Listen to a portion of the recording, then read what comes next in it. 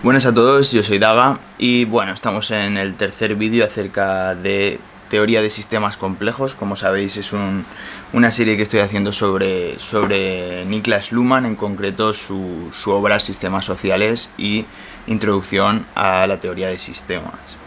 En este capítulo o en este vídeo me gustaría hablaros sobre todo de la cuestión de qué son los sistemas en sí, ¿no? Porque en los anteriores capítulos hemos estado hablando de otras cuestiones más generales, ¿no?, que dan lugar a esto, y ahora continuamos con una cuestión de sobre qué son los sistemas al hablar de sistemas y sobre todo entendiéndolo desde la perspectiva de teoría de sistemas complejos y más en concreto de cómo Niklas Luhmann tanto recoge este legado como lo transforma y lo reordena hacia sus propias causas o hacia sus propios intereses, ¿no? Que como sabéis él es sociólogo, ¿no? Porque hay que partir de la base que la teoría de sistemas nace desde ambientes más cercanos, pues eso, a la cibernética, con cuestiones matemáticas, con cuestiones de biología, de ingeniería y demás, ¿no? Pero al ser tan multidisciplinar, pues poco a poco pues va transfiriéndose esta forma de ver el mundo, de racionalizar el mundo, ¿no?, hacia diferentes campos, ¿no? Y bueno, en primer lugar vamos a hablar del concepto de sistema en sí mismo, ¿no?, que sería el concepto de sistema o cómo entenderlo, digamos, de la manera correcta, ¿no? Porque claro, al adentrarnos en la teoría de sistemas complejos, uno se topará, o por lo menos yo la sensación que he tenido es que todo es potencialmente un sistema, ¿no? Y en cierto modo eso es cierto, ¿no? Es verdad que hay cosas que pueden actuar de una forma más sistémica que otras, ¿no? Hay cosas que a lo mejor son demasiado individuales en un sentido de que son entes cerrados sobre sí mismos que no tienen tanta complejidad como a lo mejor para activarse como un sistema, pero en el fondo a escala macro o a escala micro encontramos que potencialmente puede haber muchos sistemas, ¿no? En concreto vamos a hablar de sistemas abiertos, pero realmente de sistemas abiertos o sistemas cerrados tampoco hay tanta diferencia más allá de sobre ciertos puntos concretos, pero lo importante es entender el funcionamiento o lo que es un sistema, ¿no? Porque partiendo de la base de que potencialmente hay cosas muy dispares que pueden ser sistemas, ¿no? Desde cualquier aparato tecnológico es un sistema, y también puede haber un sistema social como trabajará Luhmann, o como puede haber algo relacionado, ¿no?, con cuestiones biológicas como pueda ser el funcionamiento, no sé, el sistema muscular de un animal o de un organismo cualquiera, etcétera. Todos funcionan mediante complejos sistemas que tienen unas funcionalidades, ¿no? Pero al analizar el sistema en sí, entendiendo en sí no como sustancial, sino entendiéndolo como un sistema puramente abstracto, un sistema en tanto que sistema y su aplicabilidad a los diferentes sistemas sin importar de dónde vienen ni a dónde van, ¿no? Pues básicamente el primer punto a entender bajo estos presupuestos es que los sistemas parten de una diferenciación radical entre el sistema y el entorno. Y esto es clave porque al fin y al cabo, digamos, todo el pensamiento de la teoría de sistemas complejos y sobre todo en Luhmann, que es lo que vamos a hablar, porque yo tampoco voy a hablar sobre cosas que no sé, ¿no? Pero digamos de lo que Luhmann realmente recoge sobre todo es, digamos, que esta distinción es básica para poder proceder a comprender el funcionamiento de un sistema. ¿Por qué? Porque el sistema, sea del que estemos hablando, poned en vuestra cabeza el que queráis, ¿no? El sistema educativo, el sistema psíquico, lo que queráis hablar, ¿no? La cuestión es que el sistema tiene un funcionamiento que está cerrado sobre sí mismo y opera de una manera determinada, ¿no? Y ese propio sistema tiene unas operaciones que son propias de sí mismo. Es decir, un sistema educativo no va a tener nada que ver con un sistema político. Y si tiene algo que ver es porque hay relaciones entre ellos, que eso es algo legítimo, pero en sí mismo lo que es un sistema está cerrado sobre sí mismo. Entonces, aunque haya puntos de encuentro en diferentes sistemas, eso ya va a ser otro sistema, ¿vale? Y eso es importante tenerlo porque Luhmann va a hablar en términos de sistema y entorno, es decir, lo que no es el sistema educativo es el entorno. Y eso partirá de cualquier cosa, ¿no? O lo que no es el sistema, no sé, el lenguaje es el entorno, ¿no? o lo que os estoy diciendo ahora mismo, que es este vídeo, como un sistema, vosotros que estáis viendo, y si de repente ha sonado el timbre de casa o un vecino está llamando, está gritando, eso es entorno, eso está fuera del sistema, que sería este vídeo que estáis viendo, ¿no? Pero a su vez os podéis dar cuenta de que para todo sistema hay un entorno o muchos entornos. Más bien el entorno es tan complejo que no se puede canalizar por el análisis del sistema, ¿no? Porque realmente los otros entornos también son sistemas, y ahí está un poco también la complejidad, ¿no? Por eso hablamos de teoría de sistemas complejos, entendiendo la complejidad como esa capacidad de que haya tantos elementos, tantos entresijos, que no es capaz de canalizarlo, de filtrarlo por medio de la razón mediante una teoría que lo sistematice, porque es tan caótico y tan ilimitado que no es capaz, digamos, de recogerlo, ¿no? De una teoría de una forma omnicomprensiva, por así decirlo, ¿no? Pero es entendiendo esa conciencia de limitación el modo en el que podemos operar sobre ello, ¿no? Porque si entendemos que un sistema depende de unas limitaciones concretas, podemos diferenciar el sistema del entorno. Y ese entorno, a su vez, está compuesto por otros sistemas. Pero para lo que es el análisis de un sistema concreto, no necesitamos saber ese entorno. O por lo menos, desde el punto de vista de la teoría de sistemas, no es relevante, porque se saldría de el marco de conocimiento el marco epistemológico que vendría a ser el sistema que estamos tratando, ¿no? Si estamos tratando pues sobre el sistema nervioso, a mí que me estés hablando de repente pues de, no sé, pues de cuestiones psicológicas, pues es muy interesante y tal, pero para el sistema nervioso estamos hablando de cosas distintas, no se pueden mezclar, aunque evidentemente tengan luego desde un punto de vista pues distinto, pues sí, pues hay relaciones entre ellos, podríamos decir que pertenece a lo que llamamos ser humano, etcétera, pero en un punto de vista sistémico, y esto es importante porque si no lo podemos tender a mezclar todo, lo importante es que el sistema es el sistema, y ese sistema se cierra sobre sí mismo, tiene unas operaciones que son propias de ese sistema, y aunque haya elementos exteriores al mismo, que evidentemente los hay e influyen en el propio sistema, siempre va a ser como algo que está fuera del sistema y que influye en el sistema, pero el sistema está cerrado sobre sí misma, ¿no? Incluso siendo un sistema abierto, ¿no? La funcionalidad del mismo trabaja sobre sus propias operaciones o sobre su propio lenguaje, ¿no? Esto es muy fácil verlo en un sistema informático. Un sistema informático, ¿no? Digamos, para programar algo, ¿no? Pues vas a necesitar un lenguaje de programación, o vas a necesitar un código binario entre ceros y unos, ¿no? Digamos que ese sistema, si tú le empiezas a hablar en ruso, no va a entender, no vas a poder hacer nada. ¿Por qué? Porque el propio sistema, por su propia delimitación, todo aquello que se vaya fuera de lo que se comprende sobre sí mismo estaría fuera, sería entorno, ¿no? Por eso cada sistema tiene sus propias reglas, tiene sus propios funcionamientos, y entendiendo eso podemos distinguirlo del entorno, y a su vez podemos ver cómo influye también el entorno, ¿no? Porque evidentemente tampoco, o sea, en cierto modo hay cierto solipsismo, ¿no? Porque los sistemas están cerrados sobre sí mismos, pero no es algo estático ni es algo sustancial, o sea, perdón, esencialista, ¿no? Porque esos sistemas se saben que no son estáticos, se saben que van a cambiar, y a su vez ese cambio muchas veces, ¿no? O más bien inevitablemente es por esa interacción con el entorno, ¿no? Por eso hay esa ambivalencia también, ¿no? Todo sistema es abierto, pero a la vez es cerrado, ¿no? Porque está abierto al entorno, pero a la vez está cerrado operativamente sobre lo que es el funcionamiento del propio sistema, ¿no? Porque al fin y al cabo es eso, el punto de vista que hay que darse cuenta es que el sistema, a pesar de diferenciarse con el entorno, digamos, mantiene una serie de intercambios con ese mismo entorno, ¿no? En el sentido de que pues el sistema X hace una operación, ¿no? Pues no sé, imaginaos, pues tú abres, por ejemplo, el correo electrónico. El correo electrónico funcionaría como un sistema, ¿no? Dentro del sistema ordenador, bueno, no vamos a enumerar los sistemas, ¿no? Pero vale, Gmail, ¿no? Mandas un correo electrónico, pues dentro, digamos, del funcionamiento de ese software, pues lo que haríamos es crear esa situación que sería mandar el correo electrónico, ¿no? Entonces eso que funciona bajo su propio sistema, pues a lo mejor en el entorno que es el receptor de ese mensaje va a crear un estímulo en esa otra persona que ha recibido el mensaje, ¿no? Entonces, ¿cómo decirlo? Hay una comunicación entre aquello que es sistema y entre aquello que está fuera del sistema, ¿no?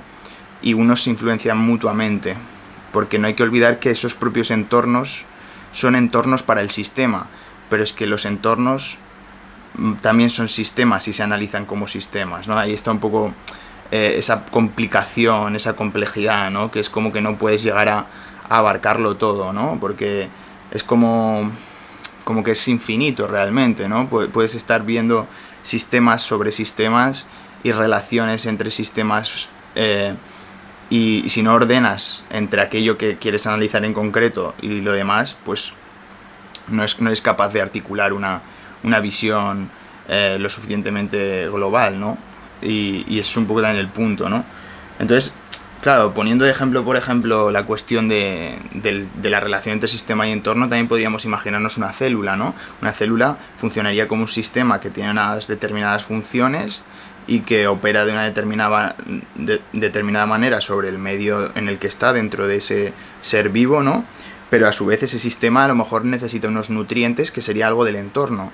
O sea, esos nutrientes en realidad estarían fuera de él, pero a su vez implican al propio sistema.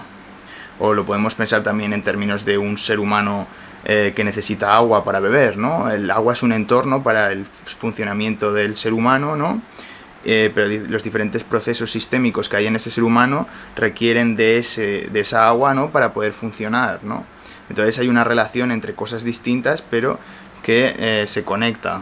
O también lo podemos ver entre la sociedad y el individuo, ¿no? Una sociedad actuaría como un sistema, pero a la vez los individuos que la habitan serían un entorno para él, aunque se necesiten, porque esto también se dan estas paradojas, ¿no? A veces lo que es el sistema a veces es circular, porque lo que crea el sistema es ese entorno que a la vez es sistémico, y ese entorno que a la vez es sistémico necesita del otro sistema, ¿no?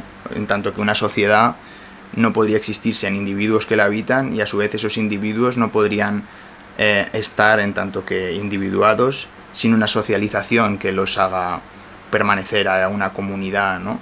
Entonces, este tipo de paradojas también las encontramos, ¿no? Pero al fin y al cabo la teoría de sistemas lo que trata de buscar es una serie de herramientas y de maneras de pensar esa complejidad a partir, digamos, de un punto de vista bastante transversal, ¿no? Porque os recuerdo que al fin y al cabo Luhmann está tratando de transferir una serie de conceptos, una serie de ideas, como puede ser esta relación sistema-entorno, que ya estaban en la teoría de sistemas complejos que encontramos en la cibernética y en diferentes, digamos, campos del saber que ya habían aplicado, digamos, este tipo de cosas, ¿no? Pero él lo va a llevar a la cuestión de la sociología y por tanto a los sistemas sociales. Entonces vemos como hay una intención, ¿no?, de crear esa teoría general de sistemas, o más bien de transferir esos conceptos que son tan ricos y tan potentes también a lo que entendemos por un sistema político, un sistema económico, a un sistema cultural, a un sistema moral, social, etcétera, ¿no? Es que hay tantos, ¿no? Por eso os digo que si te paras a pensarlo fríamente, a diferentes escalas y a diferentes niveles o diferentes campos podemos encontrar sistemas, porque lo bonito, lo interesante es que todos ellos tienen en común un modo de actuar sistémico, y en todos ellos es compartido, porque al fin y al cabo no se necesita tener un tipo de identidad concreta para funcionar de forma sistémica, ¿no? Me refiero, ¿cómo lo expresaría? No es lo que, digamos, no son los efectos del sistema lo que crea el sistema, sino es el funcionamiento del sistema lo que genera un sistema, ¿no? Entonces tú puedes a lo mejor, sin saberlo, estar viendo dos sistemas y tú interpretarlos como si no tuvieran nada que ver, ¿no? Porque no tienen mucho que ver ciertas cosas que puedas analizar, aunque sean sistémicas, ¿no? Entonces, la cuestión es que como al fin y al cabo Luhmann pone el acento o hace hincapié en cómo realmente la sociedad actúa también como un sistema, y hay diferentes parcelas, ¿no?, que también deben ser analizadas desde esta metodología, ¿no? Al fin y al cabo nos vamos a encontrar que esos principios formales que están más cercanos, ¿no?, a la matemática, a la ingeniería y a la biología y demás, pues como puedan ser la retroalimentación, que ahora hablaremos de ella, autorregulación, o incluso eso, la complejidad, pues va a ser llevada a cabo, ¿no?, o va a ser transferida al funcionamiento o a la comprensión de la complejidad social, ¿no? Entonces, dicho esto sobre la cuestión así más en general sobre qué son los sistemas, ahora me gustaría hablaros también de una cuestión que trata Luhmann. Al fin y al cabo también lo habla de una forma abierta, sobre todo para entender, digamos, las coordenadas donde se mueve la teoría general de sistemas en la que se inspira, que podríamos decir que son tres teorías o tres conceptos o tres herramientas, digamos, que la teoría de sistemas de la que bebe Luhmann se inspira. No quiere decir que la siga al dedillo, ¿no? Pero sí que hay una inspiración y hay un... Sí, que son tenidas en cuenta, ¿no? A la hora de poder él luego elaborar su punto de vista específico, ¿no? Que básicamente estas tres teorías que descansan sobre esa teoría más general sobre los sistemas serían tres. Serían la de input-output, luego sería la de feedback negativo y la de feedback positivo. Entendiendo feedback como retroalimentación. En inglés es feedback, en español retroalimentación, ¿no? Es un concepto también bastante conocido, ¿no? Pero bueno, vamos a analizar un poco cada una de ellas porque cada una es muy interesante y descansa en unos presupuestos o en unas formas de interpretar el funcionamiento de los sistemas que son muy muy interesantes. El primero de ellos, que sería la de input-output, ¿no? Que todos hemos podido oír en determinadas ocasiones, ¿no? Pues básicamente es el hecho de cómo un sistema recibe una serie de estímulos, es decir, de inputs, y a su vez ese sistema reacciona con una serie de outputs, ¿no? Esto es bastante fácil de verlo en muchos ejemplos, ¿no? El mítico ejemplo conductista, ¿no? El conductismo típico de Pavlov, ¿no? Y la cuestión de cómo el perro salivaba en el momento en el que escuchaba la campanita sonar, ¿no? Eso es un ejemplo conductista típica, pero también es un ejemplo también muy cercano a cómo actuaría un sistema mediante ese proceso de inputs y outputs, ¿no? Es decir, si tú generas en ese sistema que es el perro un estímulo, un input, que sería darle la comida, o sea, tocar la campana en el momento en el que le vas a dar la comida, pues entonces eso genera la respuesta del perro de que va a salivar porque genera la comida, ¿no? Entonces eso lo que generará luego es que si tú tocas la campana hay un estímulo que ya has reconocido como si fuera la causa de la comida, ¿no? Entonces el perro saliva, le des la comida o no. Entonces, si os dais cuenta, esas relaciones entre inputs y outputs funcionarían, ¿no? Entre las relaciones como el sistema se comporta con el entorno y el entorno con el sistema, ¿no? Es como, al fin y al cabo, el perro come porque es un sistema que reconoce un estímulo, ¿no? Pero a su vez esa respuesta que el perro hace, la hace desde el propio sistema hacia el exterior, ¿no? Entonces, por eso es tan interesante también la teoría de sistemas, ¿no? Porque podemos reconocer que se trata de estudiar o de focalizar en el propio sistema en sí, entendiendo el sistema como un universal, como una abstracción, como algo que se puede estudiar más allá de la faceta en la que lo quieras estudiar, ¿no? Porque en el momento en el que queremos analizar cómo se relaciona un sistema con otro entorno, ya empiezan las complicaciones, ya empieza la complejidad, ¿no? Por eso también la teoría de sistemas entiendo de que busca el funcionamiento del sistema primeramente, ¿no? Porque el reto realmente complejo es comprender cómo se relaciona el sistema con el entorno de una forma analíticamente potente, ¿no? Porque si os dais cuenta, en el momento que tú vas añadiendo capas de complejidad, tú el sistema lo puedes controlar, o más bien lo puedes estudiar meticulosamente, ¿no? Y aún así es muy complicado, evidentemente, ¿eh? No es que sea fácil, pero por lo menos es como que te puedes cerrar al funcionamiento del sistema, de un sistema el que sea, y luego ya, pues, si tú ese sistema lo analizas en relación a un entorno, tú ese entorno lo tienes que analizar como entorno para el sistema y como sistema con su propio entorno. O sea, esto es muy curioso, ¿no? También entramos otra vez en las paradojas, ¿no? Es el hecho de que un sistema siempre va a ser un entorno para otro y el entorno de uno siempre va a ser un sistema para el otro. o sea, perdón, o el sistema de uno va a ser un entorno para el otro, ¿no?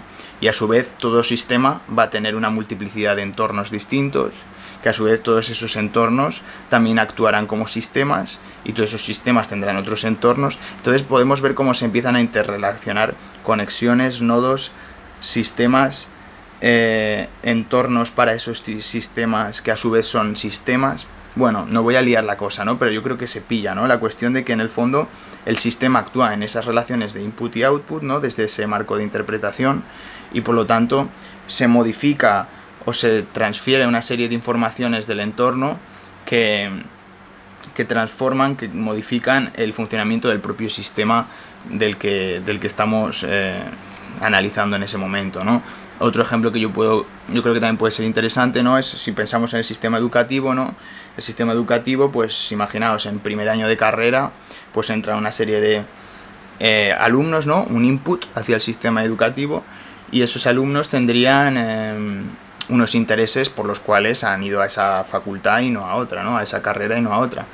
Y cuando terminan los 4 años, pues encontramos que esos alumnos, pues que han acabado la carrera, han superado exitosamente, y por lo tanto se presupone que teóricamente tienen una formación en esa materia y tienen unos conocimientos específicos sobre esa materia, y por lo tanto eso les valida a entrar en otro sistema input, que sería el mercado laboral, y aplicarse dentro de otra serie de sistemas, ¿no? Como podrían ser, pues eso, pues una empresa concreta que necesita a una persona que fuera, no sé, ingeniera de caminos, para así luego crear un sistema concreto que sería generar, pues no sé, pues un plan de urbanización, etcétera, ¿no? Si os dais cuenta, veis cómo se van interrelacionando todos los sistemas entre sí, pero yo lo que os está diciendo es eso, que hay un estudiante que entra sin saber nada en el sistema educativo, y para el sistema educativo es un input de un individuo y sale como un output de un individuo formado en esa materia, ¿no? Pero bueno, lo podemos extrapolar todo el rato, por eso no hay fin a los sistemas. O sea, en el momento que lo tratas de poner en la práctica, es inagotable porque también es inabarcable. Entonces es lo bonito y lo estimulante, ¿no? de esta metodología, ¿no? Pero yendo ya al siguiente punto, que sería el feedback negativo o la retroalimentación negativa, digamos que claro, esto, digamos, funcionaría de una forma distinta a lo que hemos estado viendo con el input y el output. La retroalimentación negativa lo que haría es que el propio sistema reconoce por sí mismo una serie de estímulos en el entorno, y eso hace que éste actúe pues desviándolos de una manera negativa, o sea, rechazándolos, ¿no? O manteniéndose en un estado de equilibrio para que no pervierta el mecanismo o el funcionamiento del sistema, ¿no? Es decir, el feedback negativo vendría a ser un tipo de operación que se generaría de forma automática en el sistema en el momento en el que reconoce una amenaza para el propio sistema. Claro, si el sistema parte de unos presupuestos operativos, por ejemplo, si un sistema inmunológico, ¿no? Un ser humano, ¿no? Digamos que tiene un cuerpo, se ve afectado por una enfermedad, esto lo interpretará el propio sistema como una amenaza, y al interpretarlo como una amenaza hay unos mecanismos internos que yo no los sé explicar porque yo no soy médico, pero básicamente hay unos mecanismos internos en el propio cuerpo que activarían unas cuestiones, ¿no? Una serie, digamos, de procesos para tratar de mitigar y tratar de resolver ese problema, ¿no? Lo mismo ocurriría, ¿no? con un antivirus, por ejemplo, ¿no? Que sería una herramienta, un software, ¿no? Que también actuaría, ¿no? También como una especie de estado de vigilancia, ¿no? En el cual en el momento que hubiera una posible fuga, una posible amenaza sobre el funcionamiento del sistema informático, por lo tanto se activarían una serie de funcionamientos para equilibrar esos posibles problemas concretos, ¿no? Por ejemplo, podemos también pensar en el aparato policial en una sociedad, ¿no? En el momento en el que se incumple las leyes, es decir, sistema jurídico, otro sistema, pues encontraríamos que hay una amenaza que se está generando sobre el orden público y por lo tanto un policía podría estar legitimado, ¿no?, a actuar de una manera incluso violenta en algunos casos para poner fin a ese problema, ¿no? Si os dais cuenta, todo tipo de sistema actúa por una especie de feedback negativo que no es simplemente arbitrario. O sea, si hay un feedback negativo es porque ha habido una alteración en el orden interno del funcionamiento del sistema. Porque si un sistema de repente se ve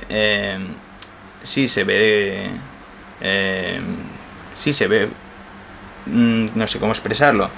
Sí, se ve en peligro, al fin y al cabo se ve en peligro porque el mismo sistema reconoce que algo va mal, que algo no va como debería ir, porque los propios procesos de funcionamiento en el fondo no son tan... O sea, evidentemente son muy complejos, ¿no? Pero en el sentido de que si una cosa funciona, funciona, si no funciona, no funciona. O sea, eso incluso siendo un observador externo podemos reconocerlo fácilmente, ¿no? Si tú de repente enciendes la televisión y no te funciona, hay algo en el sistema que va mal. O si tú de repente tratas de ver un vídeo de YouTube y no tienes conexión a internet, tú sabes directamente que hay algo que va mal, ¿no? Entonces, si os dais cuenta, el sistema tiene unos procesos que lo hacen funcionar de una manera, ¿no? Sea el sistema que sea. Y en el momento en el que hay algo que va mal, pues el propio sistema trata de reconocer esos patrones para tratar de mantener ese equilibrio, ¿no? O una cosa que también yo creo que es bastante visual, ¿no? Es la famosa ley de la oferta y la demanda en economía. En el fondo, de una forma homeostática, la tendencia natural, a no ser que haya una manipulación de precios, ¿no?, por parte de un organismo central, es que la oferta se equilibre con la demanda. ¿Esto por qué ocurre? Porque en el sistema económico, digamos, si de repente hubiera un montón de ofertas sobre algo, el producto X, pues eso lo que generaría es que, por lo tanto, al haber tanta oferta y la demanda haber disminuido, pues entonces inevitablemente el precio de ese producto se abarataría, porque hay un sobreexceso de oferta. Y lo mismo ocurriría sobre una demanda, ¿no? En el momento que hay una demanda demasiado alta sobre un producto y por lo tanto la oferta disminuye comparativamente, nos encontraríamos en la tesitura en la cual, al haber tanta demanda por ese producto, inevitablemente los precios aumentarían porque hay más personas que productos buscándolo, ¿no? Y de la misma forma pasa al contrario. ¿Qué estamos viendo ahí? Que el propio sistema económico se autorregularía por medio de unos mecanismos internos, ¿no?, que detectarían el propio proceso de lo que está implicado en esas partes de su funcionamiento, ¿no? Por lo tanto, es el propio sistema el que activa unos mecanismos y lo hace funcionar de una determinada manera, ¿no? Y eso lo vemos en diferentes sistemas, ¿no? Porque al fin y al cabo es un sistema que, por así decirlo, y esto no lo vamos a hablar hoy porque ya también tiene mucha tela y también pretendo hacer una serie que sea más larga para poder tratar cada cosa más tranquilamente, ¿no? Pero el punto aquí que es muy importante y que Luhmann lo va a destacar de una forma muy interesante y que va a ser uno de los puntos centrales también de su teoría de sistemas complejos, ¿no?, o de su análisis, es hacer hincapié en la cibernética de segundo orden, es decir, en la teoría de sistemas complejos en la cual el observador ya no es un observador externo, ¿no?, dicho de una forma rápida, sino que es un observador interno al propio sistema, ¿no? Es decir, en la teoría, por ejemplo, en el sistema económico, como en el ejemplo de la oferta y la demanda, no es necesario que haya una persona que dicte, no, hay muy poca oferta para esto y hay mucha demanda, vamos a hacer que haya más oferta. Me refiero, no hay un observador externo que modifique o que cambie el statu quo de las cosas porque analiza el sistema desde fuera, sino que es el propio sistema, y ahí está el punto de la genialidad, ¿no?, que los propios sistemas se autorregulan a sí mismos, ¿no? Esto dará pie a lo que luego se llamará autopoiesis, pero también lo dejaremos para otro episodio. Pero es el propio sistema el que reconoce una serie de funcionamientos y de mecanismos y que por lo tanto no necesita un observador externo para que le dé la señal, para que le dé el ok de que eso está así. Él mismo reconoce eso y por lo tanto da pie a que funcione, ¿no? Es como una alarma Una alarma, ¿no? Si la típica alarma de, no sé, de película de acción, ¿no? En la que sale un ladrón en un museo, ¿no?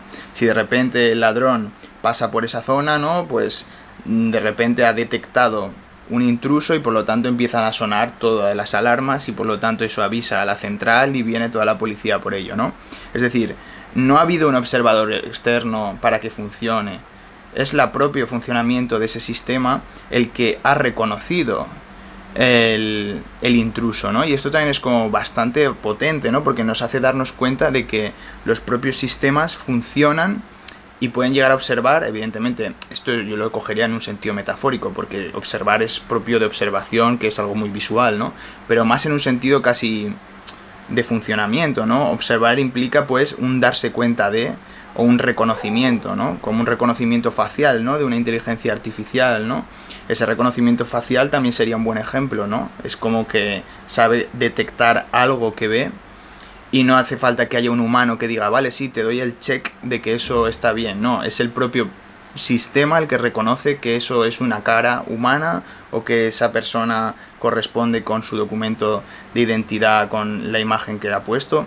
Entonces, si os dais cuenta, hay una serie de funcionamientos muy interesantes en la teoría de sistemas que implican que los propios sistemas tienen vida y que los propios sistemas funcionan por sí mismos y sus propios procesos no necesitan de un humano para que esos procesos sigan su curso. Evidentemente, pues sí, un ser humano ha tenido que crear eso, o si se ha estropeado, pues va a tener que arreglarlo, ¿no? Pero dentro del funcionamiento sistémico, el sistema se basta a sí mismo, y eso también es muy interesante a la hora de entender pues también la retroalimentación o el feedback negativo, ¿no? Que por otro lado estaría el feedback positivo, ¿no? O la retroalimentación positiva, ¿no? Que sería más bien, pues, en cierto modo lo contrario, ¿no? Si la negativa era más como una posible amenaza, un input que podría, por así decirlo, desestabilizar el propio sistema concreto que estemos hablando, pues el feedback positivo lo que nos estaría diciendo es que de que puede haber una serie de estímulos, ¿no? Que lo que a lo mejor hagan es reforzar una tendencia o empujar a un cambio, ¿sabéis? Para que vaya en un efecto determinado, ¿no? En el sentido de que en lugar de corregir esa tendencia, en lugar de que sea visto como una amenaza, sino que es el propio sistema el que haga proliferar esa serie de cosas, ¿no? Ahora mismo no se me ocurre ninguno, pero sí, lo podemos ver a lo mejor en un cambio tecnológico. Un cambio tecnológico como podría ser una red social. Es un sistema cerrado en el cual hay una serie de parámetros en los cuales, por ejemplo, ahora en YouTube con este vídeo, YouTube como ente, como software, como sistema, si queréis, crea una plataforma en la cual se pueden publicar vídeos. A ti no te dicen ni qué vídeo tienes que publicar, ni qué tipo de contenido tienes que subir, siempre que no pase ciertas cuestiones legales, evidentemente, pero tú puedes subir vídeos. ¿Qué pasa? Por el propio funcionamiento sistémico, eso hace un efecto llamada y un interés genuino por la gente a subir vídeos. Entonces prolifera una serie de tendencias en las cuales ese sistema, como tiene la capacidad de que la gente suba vídeos, pues la gente sube vídeos. Y el sistema no te va a decir qué vídeos tienes que subir, porque eso no forma parte del sistema, eso forma parte del entorno, de las decisiones de cada individuo para subir un vídeo y no otro.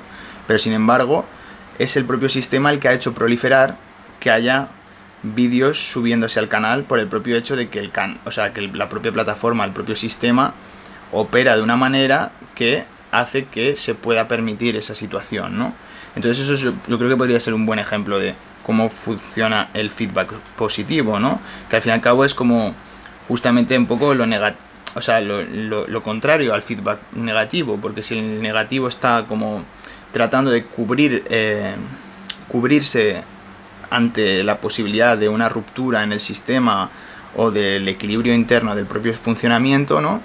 A su vez también los sistemas necesitan, o más bien tienen, un funcionamiento que hace que proyecte hacia el exterior una serie de relaciones que a su vez van a alimentar el propio sistema a través de ese entorno que lo hace funcionar de una determinada manera, ¿no? Antes os ponía como ejemplo el sistema policial, ¿no? O el sistema o el aparato policial, ¿no? La seguridad que puede haber en un estado, como un ejemplo también de cómo el feedback negativo sobre la sociedad se vería en cómo se estimula o más bien se protege, ¿no?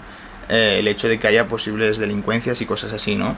Pero a su vez también como feedback positivo podríamos decir que ese sistema lo que pretende también, ¿no? Es mantener una seguridad que por el propio funcionamiento del sistema mantiene un orden para disuadir a que haya delincuencia, en tanto que es el hecho de que exista ese sistema lo que a lo mejor hace que los propios ladrones o potenciales delincuentes se piensen dos veces las cosas antes que hacerlo, ¿no? Entonces, si os dais cuenta, los sistemas actúan de una forma funcional hacia sí mismos, ¿no? Porque tienen un funcionamiento interno, pero ese funcionamiento interno tiene unas variables que lo hace ser de una determinada manera y lo hace relacionarse también de una determinada manera con el entorno y consigo mismo, porque siempre puede evolucionar en el momento en el que cambiamos, modificamos una cosa que ya no es correcta o que consideramos que es mejorable porque ha habido un estímulo externo que hace replantear ese propio sistema, etcétera, etcétera, ¿no? Es una cosa que al fin y al cabo, como os digo, es inagotable. Pero bueno, yo creo que por hoy ya ha estado suficiente, no tengo mucho más que deciros sobre esta cuestión. Así que nada, si os ha gustado el vídeo os agradecería que le deis a like y nos veremos en el próximo. Chao.